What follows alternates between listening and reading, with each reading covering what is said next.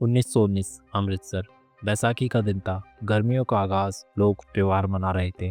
कुछ लोग political meeting के लिए जलियांवाला बाग में इकट्ठे हुए थे, लेकिन किसी ने नहीं सोचा था कि वो शाम हिंदुस्तान के इतिहास में एक खूनी दाग बन के लिखी जाएगी।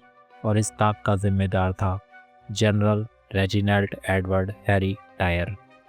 इस कहानी को समझने के लिए हमें पहले समझना होगा उस समय का माहौल। 1919 में ब्रिटिश सरकार ने रॉलेट एक्ट लागू किया था, एक ऐसा कानून जो बिना सबूत के किसी भी व्यक्ति को गिरफ्तार करने की छूट देता था। इस एक्ट के खिलाफ पूरे देश में आंदोलन चालू हो गए। अमृतसर भी इन्हीं शहरों में से एक था। 10 अप्रैल 1919 को अमृतसर में दो नेशनलिस्ट नेता डॉक्टर सैफुद्दीन और डॉक्टर सत्यपाल को बिना किसी वजह के गिरफ्तार कर लिया गया।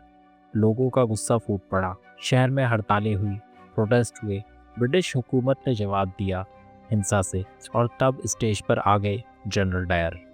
जनरल डायर एक British military officer, strict discipline का पक्का और इंडिया के लोगों को सिविलाइज्ड करने के लिए फोर्स का इस्तेमाल करने में विश्वास रखता था। उसने अमृतसर का कंट्रोल संभालते ही मार्शल लॉ जारी कर दिया, बिना लोगों को सही से बताए। और फिर आई वो तारीख 13 अप्रैल 1919। बैसाखी का मेला था। हजारों लोग जलियांवाला बाग में इकट्ठे हुए थे। कुछ पॉलिटिकल स्पीचेस भी चल रही थी, लेकिन सब कुछ शांत था। जनरल डायर को खबर मिली कि लोग इकट्ठा हो रहे हैं। उसने बिना सोचे विचार किए अपने 90 सैनिकों के साथ जलियांवाला बाग मार्च करना शुरू किया। उस बाग में कोई खुला रास्ता नहीं था, सिर्फ छोटे गेट। और फिर बिना किसी चेतावनी के, बिना कोई वार्निंग दिए, जनरल डायर ने गोलियां चलवा दी। 10 मिनट तक लगातार फायरिंग होती रही। 1650 गोलियां चलाई गई, बिना रुके, बिना सोचे। लोग भाग नहीं पाए क्योंकि निकलने का रास्ता ही नहीं था। बच्चे, महिलाएं, बुजुर्ग सभी मारे गए। कई लोगों ने जान बचाने के लिए बाग के अंदर कुएं में छलांगे लगाई, लेकिन मौत ने वहां भी उनका पीछा नहीं छोड़ा। शाम तक जलियांवाला बाग एक कब्रिस्तान बन चुका था।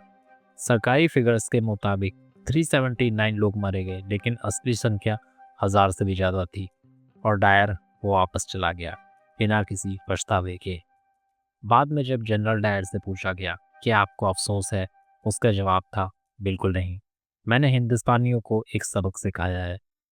ब्रिटिश पार्लियामेंट में कुछ लोगों ने उसे हीरो बनाने की कोशिश की।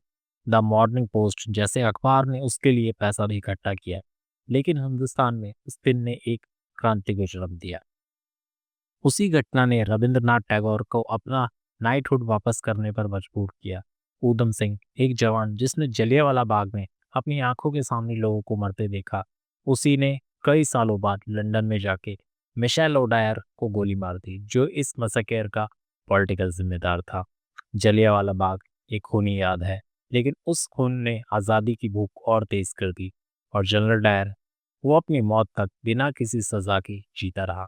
1927 में बीमारी से मरा, लेकिन हिंदुस्तान के लिए उसका नाम हमेशा नफरत और जुल्म का प्रतीक बना रहा। आज भी जलियांवाला बाग जाके जब हम उस कुएं को देखते हैं, उन दीवारों पर गोलियों के निशान देखते हैं, तो याद आता है कि आज़ादी यूं ही नहीं मिली। ये कहानी सिर्फ एक जनरल की नहीं, ये कहानी है उन बेगुनाह लोगों की जिन्होंने अपने खून से इतिहास लिखा। ये थी कहानी जनरल डायर और जलियांवाला बाग की।